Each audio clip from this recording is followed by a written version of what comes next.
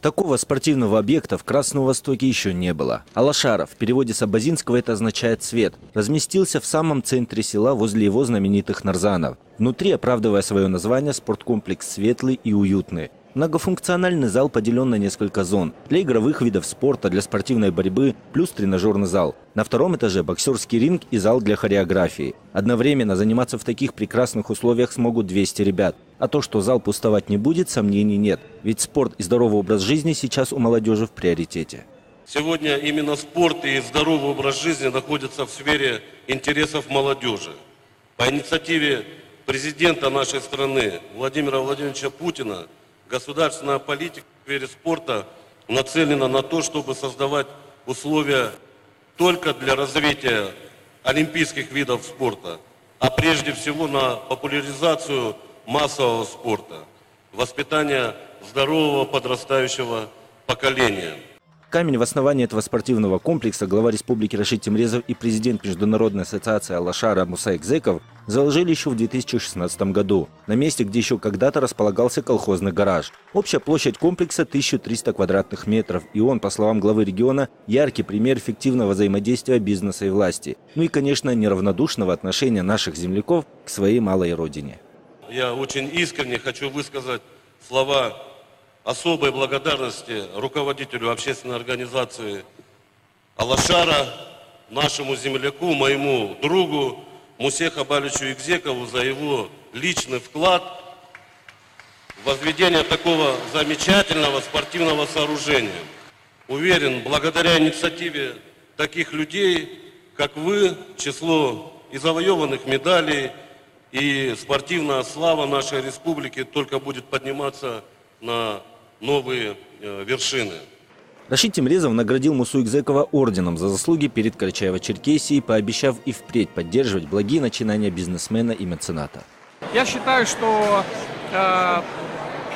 судьба каждого народа в руках своего народа с помощью Всевышнего.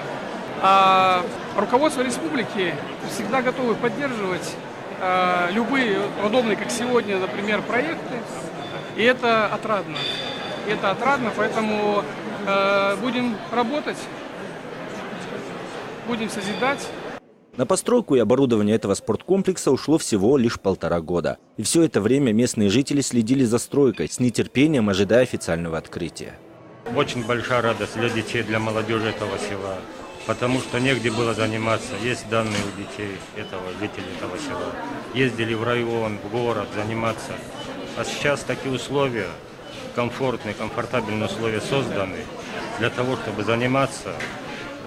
Очень прекрасный, хороший, красивый объект.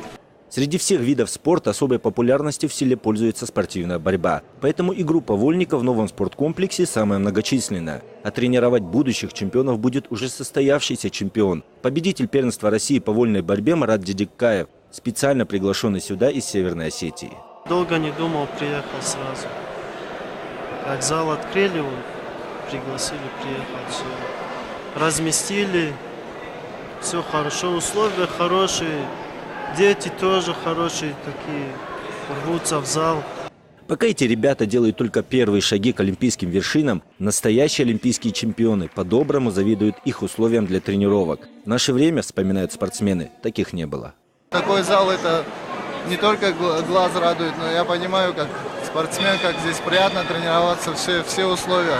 Остается только выигрывать и попадать на чемпионаты мира, на олимпийские чемпионы, чем я желаю успехов им. Опять мы становимся очевидцами, что строятся новые залы, которые для детей сегодня они необходимы, потому что для них создаются все условия, им остается только тренироваться и прославлять свой народ, свою республику, свою страну. Помимо нового спорткомплекса в селе ожидается открытие еще нескольких новых социальных объектов. В частности, в планах создания круглогодичного туристического комплекса «Гумлокт», который будет хранить историко-культурное и природное богатство Карачаево-Черкесии. Эрнест Чуков, Олег Малхожев, Архыз, 24.